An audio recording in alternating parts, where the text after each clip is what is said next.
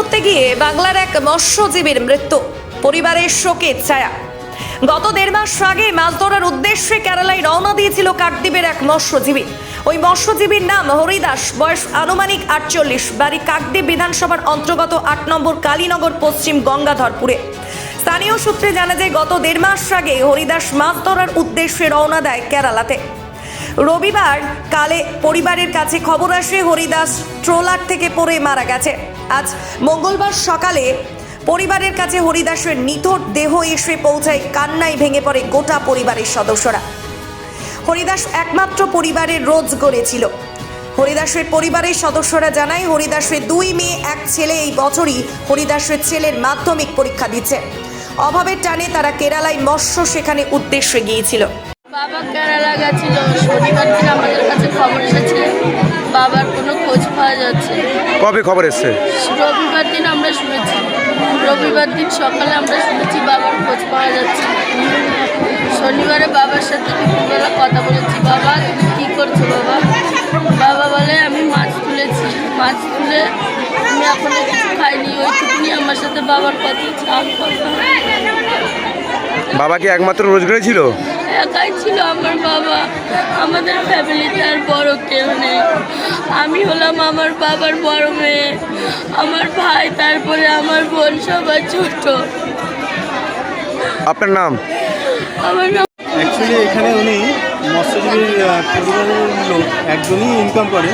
সেই জায়গায় ওনার পরিবার তো 2 মেয়ে 1 ছেলে, সেই জায়গায় তাদের পড়াশোনারও খরচ আছে এবং এখানে উনি মৎস্য শিকার করতে করতে অনেক দেনা হয়ে যায়, মাছ জালি করতে করতে। তখন অভাবের তাড়নায় উনি কিন্তু কেরালায় গেছেন এবং কেরালায় যথেষ্ট ভালো ইনকাম আছে, তাই গেছেন। সেখানে গিয়েই এই দুর্ঘটনা ঘটে। কবে জানতে পারলেন? শনিবার ভোর থেকে ওইখান থেকে খবর দেয়, আরেকটা তার ছোটো ভাই ছিল একই বোর্ডের মধ্যে, খবর দেয় যে দাদাকে পাওয়া যাচ্ছে না ভোরবেলা থেকে। তখন এখান থেকে সবাই ফোনে যোগাযোগ করে এবং প্রশাসনের কাছেও যায় সেখানে কেরালায় গিয়ে। প্রায় আমরা 12টা থেকে 1টা নাগাদ পুলিশেরা সবাই খবর পায় ওনার বডিটা পাওয়া গেছে। শনিবার জানা গেছে। শনিবার রাত্রেবেলা উনি প্রায় 2টো নাগাদ টয়লেট করতে গিয়ে, ওইখানে তো লোহার আয়রন বডি, তাই হচ্ছে ওইখান থেকে পড়ে গিয়ে ওনার কপালে চোট লাগে, চোখে চোট লাগে। সে অবস্থায় উনি নদীতেই ওইখানে মারা যায়। কবে বডি এসছে? হ্যাঁ, তারপরে এসছে প্রায় আজ 10টা নাগাদ দমদম এয়ারপোর্টে বডিটা আসে।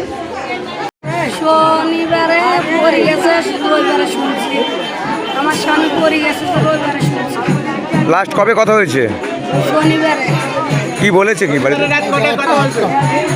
রাতের 7টা-8টার সময় কথা হয়েছিল।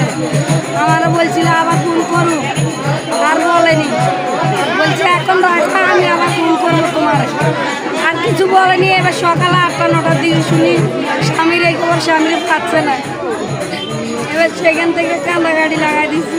কবে গেছিল? কবে গেছিল না 22 দিনে। বাদ থেকে গেছে শনিবার, বাদ থেকে গেছে শনিবার। কদিন আগে গেছিল? 20-22 দিন। তারপরে যায় না। এখন কদিন ব্যবসা করছিল, এবার তার থেকে অবস্থা। এখানে কি কাজ ছিল না? এখানে কাজ পাচ্ছে না তো সেরকম কাজ, আর এখানে দায়িত্ব নিয়ে অনেক দেখি, ওই জন্য কেরালা চলে গেছে। কেরালা হইলে কিছু টাকা দিতে পারি। স্বামীর নাম কি রয়েছে? হ্যাঁ, স্বামীর নাম কি রয়েছে? স্বামীর নাম হরিদাস।